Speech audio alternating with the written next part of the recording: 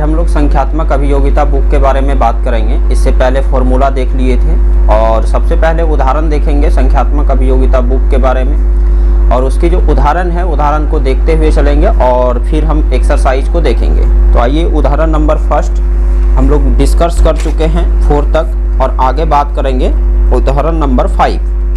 तो उदाहरण नंबर 5 ध्यान से समझेंगे। क्वेश्चन आपको स्क्रीन पर दिख रहा होगा।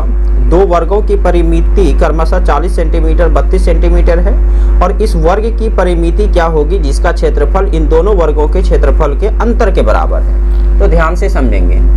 ये 5 उदाहरण पढ़ा रहे हैं।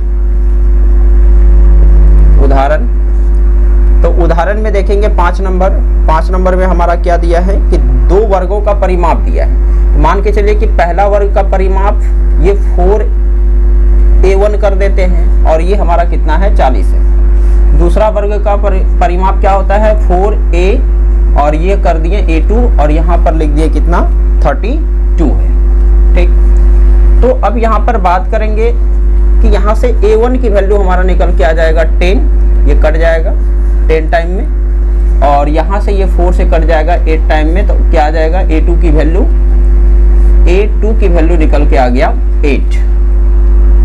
आगे बात करेंगे उस वर्ग के परिमिति क्या होगी जिसका क्षेत्रफल इन दोनों वर्गों के क्षेत्रफल के अंतर के बराबर है।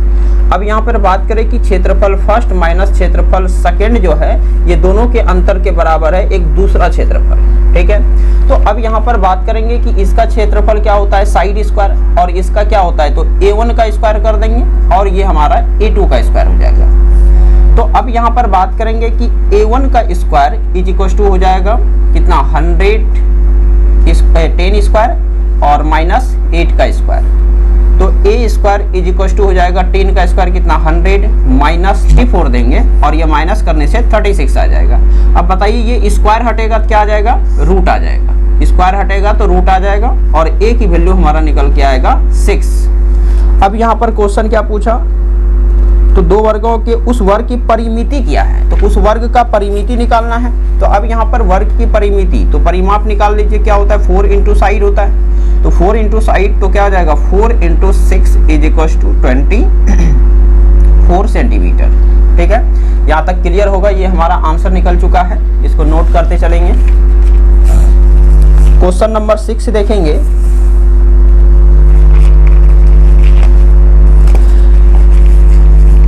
क्वेश्चन नंबर 6 समझेंगे।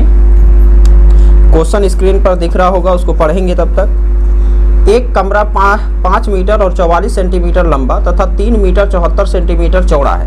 इसके फर्श पर कम से कम कितनी वर्गाकार टाइल्सें लगाना होगा। ये आयताकार हो जाएगा और इसमें जो लेंथ है वो लेंथ आपका दे रखा है 5 मीटर और 44 सेंटीमीटर। ठीक है, और इसमें ब्रेथ दे रखा है आपका 3 मीटर और 74 सेंटीमीटर। ठीक है, तो अब ये कंप्लीटली को क्या चेंज कर लेंगे हम सेंटीमीटर में। तो हम क्या जानते हैं कि 5 मीटर इक्वल टू होता है 500 सेंटीमीटर।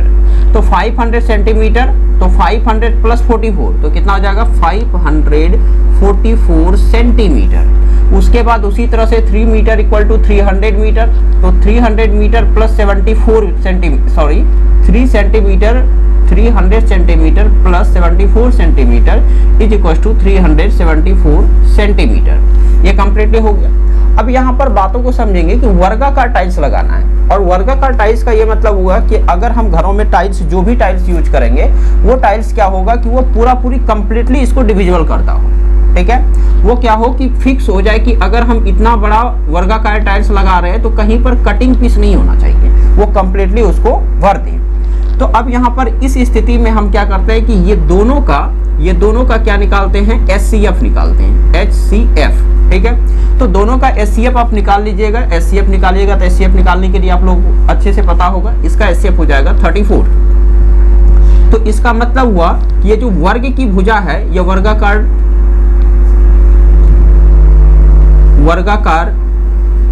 टाइल्स की भुजा जो होगा वो भुजा हो जाएगा आपका 34 सेंटीमीटर। क्लियर।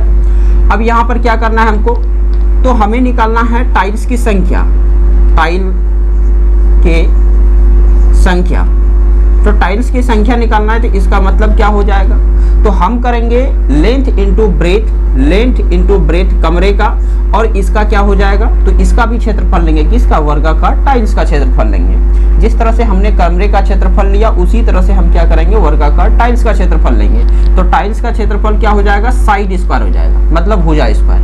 तो लेंथ इंटू ब्रेथ इसका मतलब है कि 544 मल्टीप्लाई ये हो जाएगा बी की वैल्यू कितना है, सॉरी बी की वैल्यू 374 बाई, उसके बाद आगे देखेंगे साइड स्क्वायर, साइड की वैल्यू कितना है 34, तो 34 भुजा है तो 34 इंटू 34 2 टाइम्स हो जाएगा। तो इसको कटा देंगे, ये कट जाएगा आपका 16 टाइम में और ये कट जाएगा आपका 11 टाइम में कट जाएगा। इसको मल्टीप्लाई करेंगे 176, ये आपका कंप्लीटली आंसर आ जाएगा। ठीक है, तो टाइलों की संख्या कितना आ गया, 176 आ गया। इसको नोट करते चलेंगे। क्वेश्चन बहुत ही आसान है, इसको समझेंगे।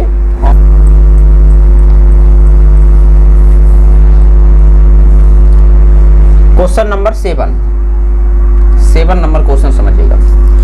क्वेश्चन पढ़िएगा, उस वर्ग का क्षेत्रफल ज्ञात करें जिसके विकर्ण की लंबाई 4.8 मीटर है। तो वर्ग का विकर्ण के बारे में हमने बताया था कि वर्ग का जो विकर्ण होता है, वो विकर्ण होता है √2a, मतलब √2 इंटू साइड।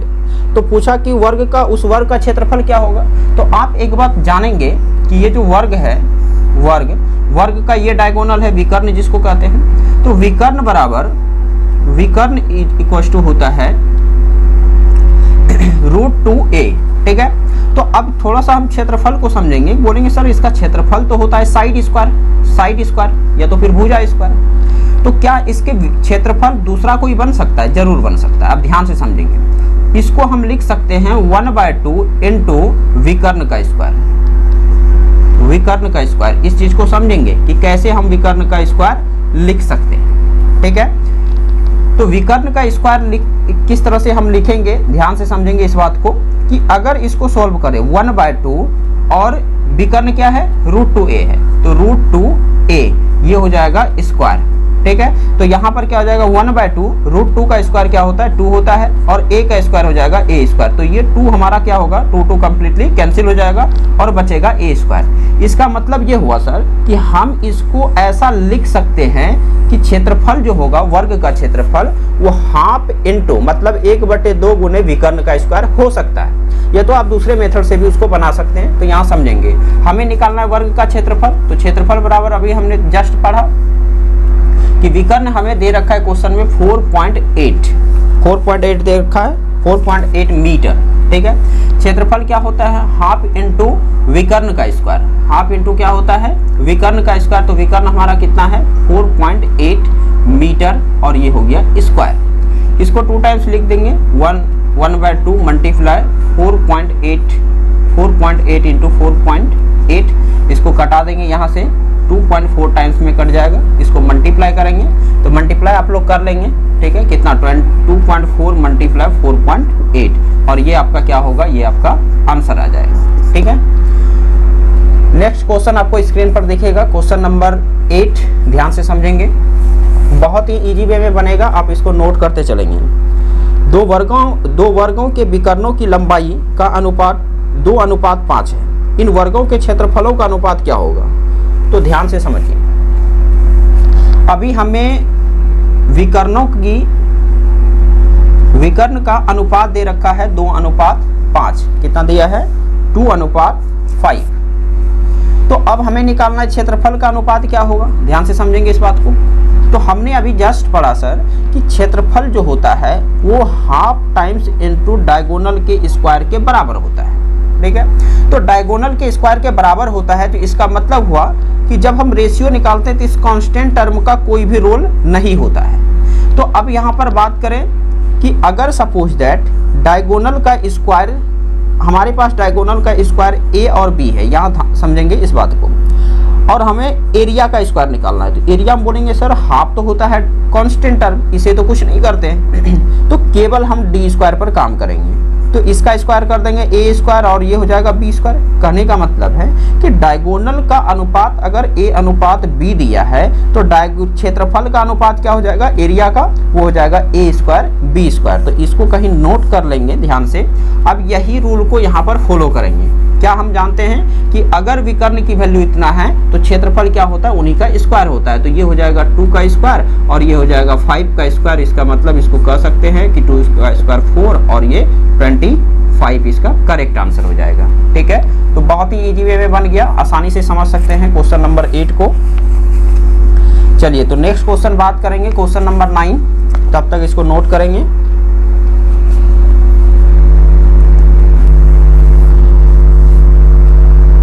चलिए तो हम क्वेश्चन पढ़ते हैं। आप लोग क्वेश्चन स्क्रीन पर दिख रहा होगा, उसको पढ़िएगा। बहुत ही आसान है, लेकिन इससे पहले आप एक रूल समझिए। एक रूल होता है सक्सेसिव। ठीक है, तो सक्सेसिव रूल का मतलब क्या है, ध्यान से समझेंगे इस बात को। अगर हम इस नोट को अच्छे से समझते हैं तो क्वेश्चन बस देखते ही जवाब आप दे सकते हैं। ठीक है, बिना विदाउट कैलकुलेशन का। तो आप ये इस चीज को पहले समझिएगा। अगर आपके पास कभी भी कह दे ये कोई व्यक्ति है और व्यक्ति का वेतन में जो है, वेतन में सबसे पहले 10% की वृद्धि हुई, 10% का क्या हुआ, वृद्धि हुआ। उसके बाद एक मंथ बाद या एक साल बाद 10% का क्या हो गया, कमी हो गया। ठीक है, ऐसा सिचुएशन है। तो इस स्थिति में बताएगा कि नेट परसेंटेज या कमी या वृद्धि को बताना है। ठीक है, तो यहाँ पर हम देख रहे हैं कि एक ही मेंबर है और एक ही मेंबर के वेतन में कभी 10% बढ़ जा रहा है, कभी 10% घट जा रहा है। तो कभी ऐसा भी हो सकता है कि मान लीजिए कि 5% घट गया, 5% घट गया और दूसरे साल जाकर के 10% बढ़ गया, ऐसा भी केस हो सकता है। कभी ये हो सकता है कि पहले साल 5% बढ़ा, दूसरे साल भी 5%, पहले साल 5% बढ़ा और दूसरे साल भी क्या हुआ, 5% बढ़ गया, ऐसा भी केस हो सकता है। या दोनों में क्या हो सकता है कि माइनस हो सकता है, पहले में 10% की कमी हुई, फिर 10% की कमी हुई। अब इस चीज को समझेंगे, क्या ये वेतन में ही काम करेगा, तो वेतन में काम केवल नहीं करेगा, ये आप कर सकते हैं कि किसी का चाहे वो मूल्य हो, खर्च हो, या तो कोई संख्या में लगातार घटता हो, बढ़ता हो, उस केस में क्या कर सकते हैं कि आप ऐसा रूल लगा सकते हैं। इस रूल का क्या नाम है, सक्सेसिव। तो समझेंगे ये सक्सेसिव पर काम कैसे करता है, ध्यान से समझिए। जैसे सपोज दैट पहले A% की वृद्धि हुई, A% की वृद्धि हुई, फिर B% की वृद्धि हुई।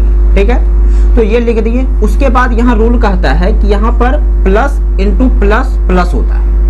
तो प्लस इंटू प्लस क्या हो जाएगा, प्लस होता है। अब ये दोनों का प्रोडक्ट लेना है, मतलब गुना लेना है, A गुने B, और बाएं में हमेशा कितना लेना है, 100। ये पहला रूल हमारा बन गया। बोलेंगे सर ये कब अप्लाई करेंगे, जब दोनों में वृद्धि का केस हो। बोलेंगे क्या हमेशा वृद्धि होगा, नहीं हो सकता है, तो कभी कभी माइनस भी हो सकता है। तो इसका मतलब अब केस ले लीजिए कि दोनों में कमी हो रहा है, दोनों में कमी हो रहा है, पहला में A%, दूसरा में B% की कमी हो रहा है। तो आगे बात करेंगे, बोलेंगे सर माइनस इंटू माइनस क्या होगा, बोलेंगे सर माइनस इंटू माइनस तो प्लस होता है, तो प्लस दे दीजिए, और ये क्या हो जाएगा, A into B by 100। Complete है। तो ये हमारा दूसरा केस बन गया।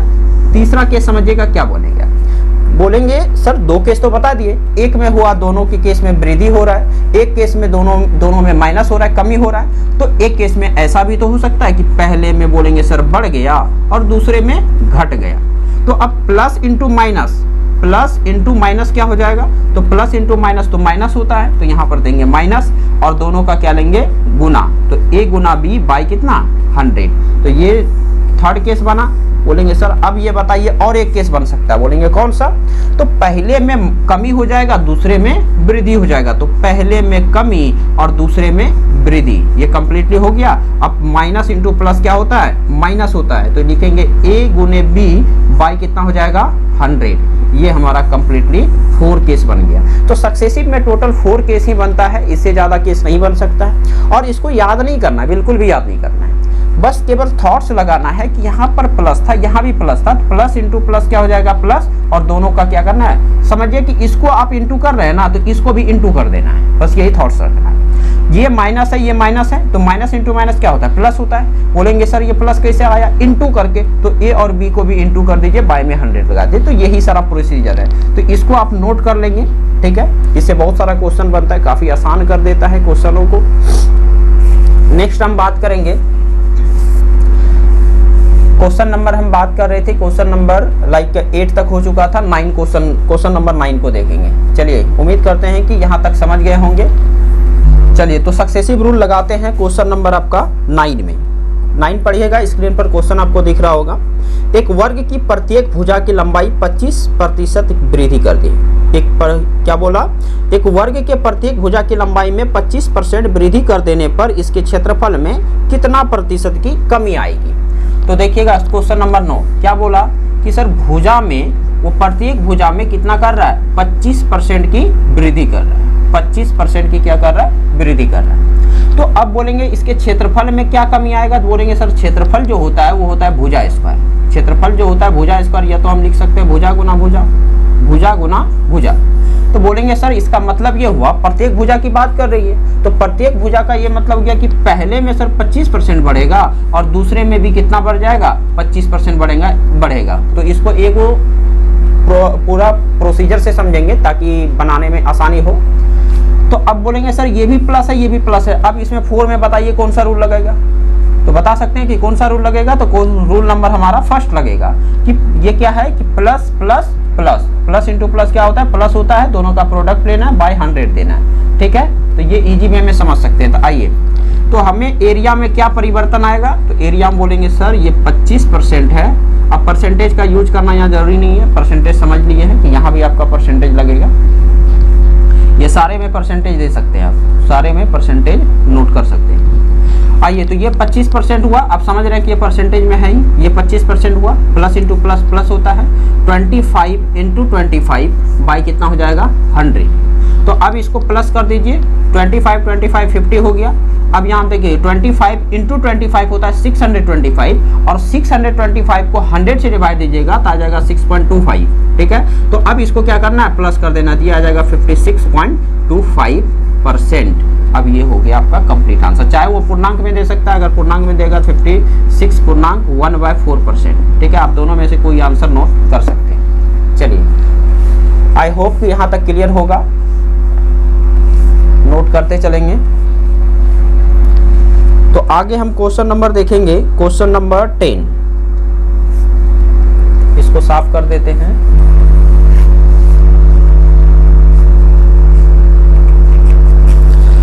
क्वेश्चन नंबर 10 पढ़िएगा, स्क्रीन पर दिख रहा होगा। एक त्रिभुज की भुजाएं क्रमशः 13 सेंटीमीटर, 14 सेंटीमीटर और 15 सेंटीमीटर लंबी है। इस त्रिभुज का क्षेत्रफल क्या होगा? देखिए, सबसे पहले आप देखिएगा तो 13, 14 और कितना था? 15। तो 13, एक साइड 13 है, दूसरे साइड 14 है, तीसरा साइड क्या है? 15 है। ये क्वेश्चन नंबर 10 की बात हो रही है। तो इसमें आपको क्या देखने के लिए मिल रहा है कि 3 साइड्स होता है, 3 भुजा होते हैं त्रिभुज में, और तीनों भुजा की वैल्यू क्या है? डिफरेंट है, मतलब अलग अलग है। इसका मतलब हुआ कि सर आपने बताया था कि समद्विबाहु रहेगा तो 2 भुजा सेम रहेगा, एक अलग रहेगा। समबाहु रहेगा तो तीनों समान रहेगा। अगर विषमबाहु त्रिभुज रहेगा तो तीनों अलग रहेगा। ठीक है, तो इसका मतलब है कि ये तीनों साइड का वैल्यू अलग अलग दिख रहा है। तो कहीं ना कहीं ये विषमबाहु त्रिभुज है, तो विषमबाहु त्रिभुज है तो इसका मतलब है कि इसमें सर एस की जरूरत पड़ेगा, बोलेगा। ठीक है, एस क्या होता है? तो एस होता है पेरीमीटर का आधा। तो पेरीमीटर क्या होता है? a + b + c/2। तो पेरीमीटर हमारा कितना आ जाएगा? 13 + 14 + 15/2।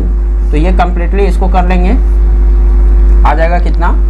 5 4 9 9 3 12 3 1 4 42/2, मतलब हो जाएगा 21 सेंटीमीटर। ठीक है, एस की वैल्यू निकल गया। अब निकालना है हमें क्षेत्रफल। तो क्षेत्रफल का फॉर्मूला क्या है? तो बोलेंगे सर ये क्षेत्रफल तो हमने पढ़ा हुआ है कि s into s minus A into s minus B into s minus C. Clear?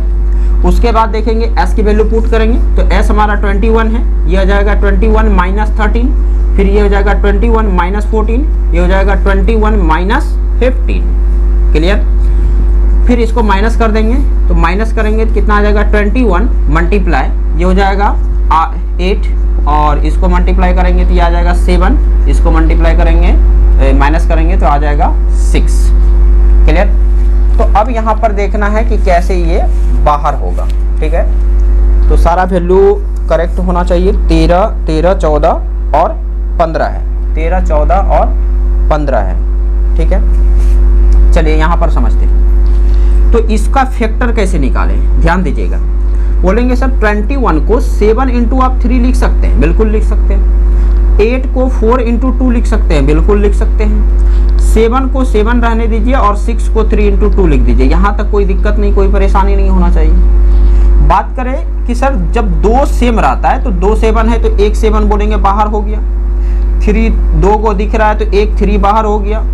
4 का स्क्वायर रूट बोलेंगे सर 2 होता है और 2 को 2 दिख रहा है तो 1 को 2 क्या होगा, बाहर हो जाएगा। कंप्लीटली इसको मल्टीप्लाई कर दीजिए, 7 या 21, 21 दूना 42, 42 दूना हो जाएगा 84, 84, ठीक है, 84 सेंटीमीटर स्क्वायर। आई होप यहाँ तक क्लियर होगा, इसको नोट करते चलेंगे।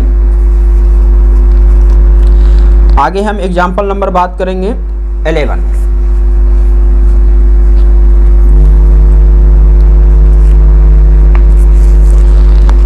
आपको स्क्रीन पर क्वेश्चन दिख रहा होगा, पढ़ेंगे। एक समकोण त्रिभुज के आधार की लंबाई 12 सेंटीमीटर है और कर्ण की लंबाई 13 सेंटीमीटर है। इस त्रिभुज का क्षेत्रफल ज्ञात करें। चलिए तो त्रिभुज हम बना देते हैं। कर्ण आपका 13 सेंटीमीटर है, आधार 12 सेंटीमीटर है, ठीक है। और इसमें पूछा है कि क्षेत्रफल क्या होगा, तो बोलेंगे सर क्षेत्रफल तो हमने पढ़ा है हाफ इंटू आधार गुने ऊंचाई, ये होता है। बोलेंगे सर सब चीज तो है बट आधार हमारे पास अवेलेबल है, ऊंचाई अगर निकल जाए तो काम बन जाएगा। तो ऊंचाई कैसे निकालेंगे, तो ये आप ट्रिगो में पढ़े होंगे और हमने भी इस क्लास में बताए हैं कि ये हमारा क्या है, हाइपोटेनस, ये क्या है, बेस है, और ये क्या है, परपेंडिकुलर। बोलेंगे सर इसका मतलब है कि परपेंडिकुलर की वैल्यू निकालना है, तो परपेंडिकुलर का फॉर्मूला क्या होता है, हाइपोटेनस का स्क्वायर। हाइपोटेनस का स्क्वायर मतलब हो गया 13 का स्क्वायर।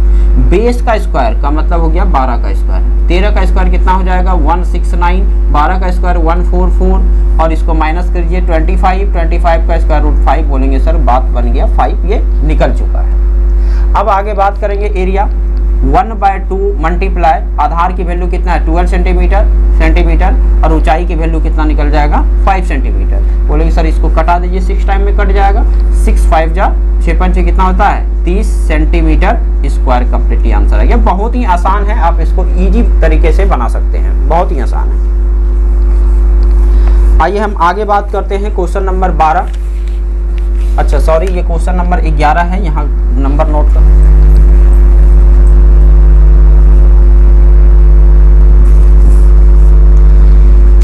क्वेश्चन नंबर 12 की बात करेंगे।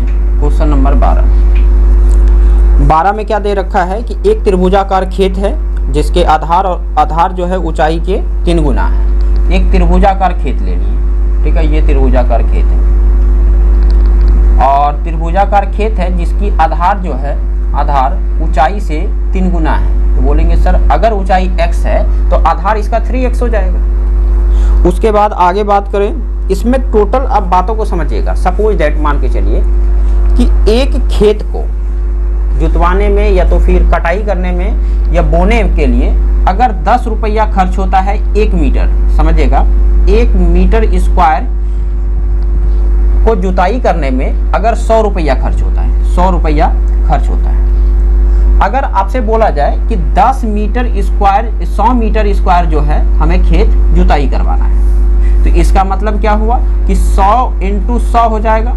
जैसे एक पेन का दाम 100 रुपया तो 100 पेन का दाम कितना होगा 100 इंटू 100, तो ये मल्टीप्लाई कर देंगे तो कितना आ जाएगा 10,000 आ जाएगा। अब यहाँ पर क्वेश्चन को रिपीट कर दें और क्वेश्चन को चेंज कर दें। अब ऐसा बोला जाए कि हमारे पास 100 मीटर स्क्वायर खेत है जिसको हमने पैसा दिया उस खेत को जुताई करवाने में 10,000 रुपया। बोला ठीक है यहाँ तक। फिर हमारा जो है 1 मीटर स्क्वायर का वो पैसा लेता है हमसे 100 रुपया। बोले ये भी ठीक है। तो बताइए हमारे पास खेत कितना मीटर स्क्वायर है, तो हमने कैसे निकालेंगे, तो हम क्या करेंगे इस 100 से इस 1000 को क्या करेंगे भाग दे देंगे, डिवाइड कर देंगे। तो हमारा क्या निकलेगा, उस खेत का क्षेत्रफल निकलेगा। क्या निकलेगा, खेत का क्षेत्रफल निकल जाएगा। तो खेत का क्षेत्रफल निकलेगा तो देखिए यहाँ पर कैसे निकलेगा, टोटल खर्च हमारा 10,000 है और हमारा 1 मीटर स्क्वायर का खर्च कितना है 100 रुपया है। आप कटा दीजिए, 2 0 कैंसिल हो जाएगा। हमारे पास कितना बचा 100 और क्षेत्रफल मीटर स्क्वायर में निकलेगा। क्लियर। तो सेम प्रोसेस सेम चीज यहां पर करना है, ध्यान से समझेंगे, बहुत ही आसान है। चलिए तो क्वेश्चन समझिएगा। क्वेश्चन में क्या बोला एक त्रिभुजाकार खेत की आधार, ये पढ़ चुके हैं, इस खेत की फसल काटने का खर्च इतना रुपया है। तो देखिए इस काटने का खर्च कितना है, 24 रुपया 68 पैसा प्रति हेक्टेयर है, ठीक है। अब उसके बाद ये प्रति हेक्टेयर है, कहने का मतलब है कि एक हेक्टेयर की जो वैल्यू है, एक हेक्टेयर की वैल्यू है 24 रुपया 68 पैसा, क्लियर। उसके बाद इसने टोटल खर्च जो दिया है, टोटल ये कितना हेक्टेयर है ये पता नहीं है, लेकिन टोटल खर्च इसने किया है कितना, 333 रुपया 18 पैसा, क्लियर। तो बोलेंगे सर हम ऐसा केस में तो क्षेत्रफल निकाल सकते हैं, बोले कैसे निकाल सकते हैं। तो सबसे पहले कि टोटल खर्च कितना है, 333 रुपया 18 पैसा।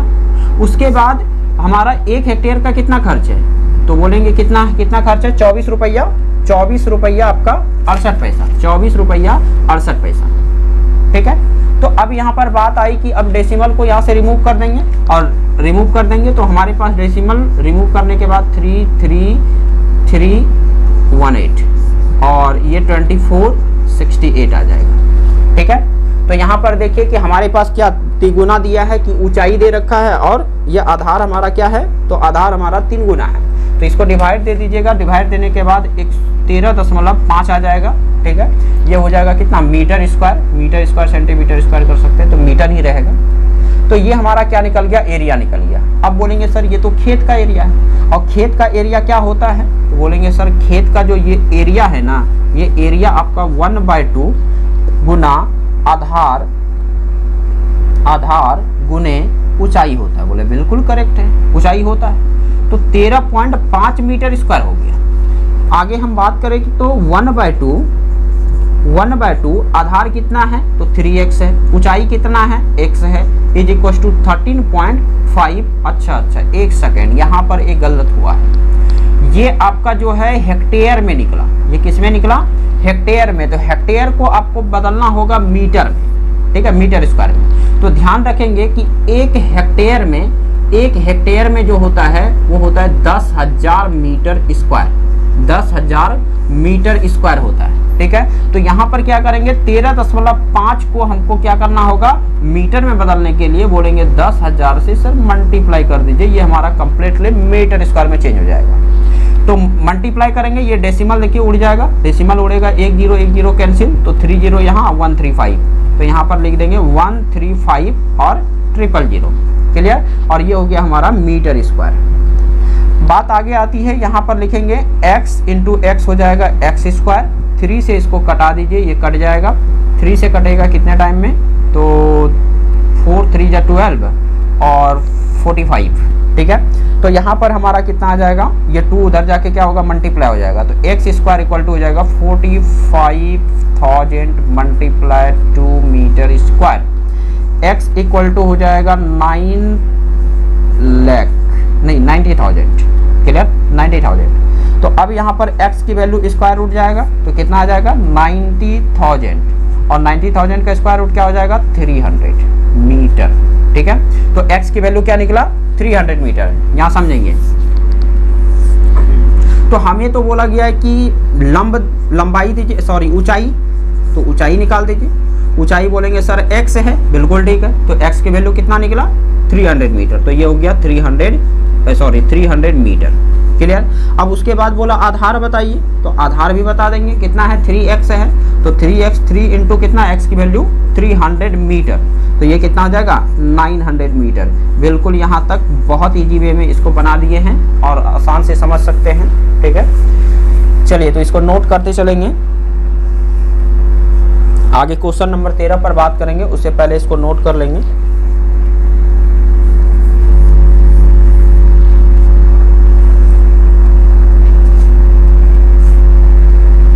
क्वेश्चन नंबर 13, तो 13 नंबर क्वेश्चन आप पढ़िएगा, स्क्रीन पर दिख रहा होगा। एक समबाहु त्रिभुज की प्रत्येक भुजा 3√3 सेंटीमीटर लंबी है, तो इस त्रिभुज की ऊंचाई क्या होगा, चलिए समझिए। तो त्रिभुज के बारे में हमने पढ़ा रखा है कि त्रिभुज की प्रत्येक भुजा, अगर प्रत्येक भुजा दे रखा है 3√3 मीटर, ठीक है। और हमने पढ़ा रखा है कि हाइट ऊंचाई बराबर समबाहु त्रिभुज में जो हाइट होता है वो होता है √3/2a। ए क्या है तो बोलेंगे सर भुजा है, √3a इंटू भुजा। तो √3 का वैल्यू कितना आ गया, सॉरी √3/2 और भुजा की वैल्यू कितना है 3√3। तो बोलेंगे सर इसका मतलब है कि नीचे 1 छुपा हुआ है, तो √3 को √3 से मल्टीप्लाई कर दीजिए तो कितना आएगा, √3 इंटू √3 होता है √9 और √9 की वैल्यू हो जाता है 3। तो ये कितना हो गया 3 इंटू 3। बोलेंगे सर ये 3 कहाँ से आया, तो ये 3 यहाँ से पहले अवेलेबल है। बाय में क्या बचा 2 इंटू 1 तो हो जाएगा 2, तो ये हो जाएगा 9/2 और ये हो जाएगा 4.5। बहुत ही शानदार तरीके से ये बन गया है। तो इसको देख सकते हैं कि कितना इजी वे में 4 से 5 लाइन, 2 लाइन 3 लाइन में इसको अच्छे से बना सकते हैं। अगर आप सीखते हैं तो ये सब लिखने की कोई रिक्वायरमेंट नहीं है, डायरेक्ट आपको ये लाइन लिखना है और इस लाइन को डिवाइड करके कंप्लीट आंसर कर देना है। ठीक है, आई होप कि यहाँ तक क्लियर होगा। आगे बात करेंगे क्वेश्चन नंबर 14, यहाँ तक नोट करते चलेंगे।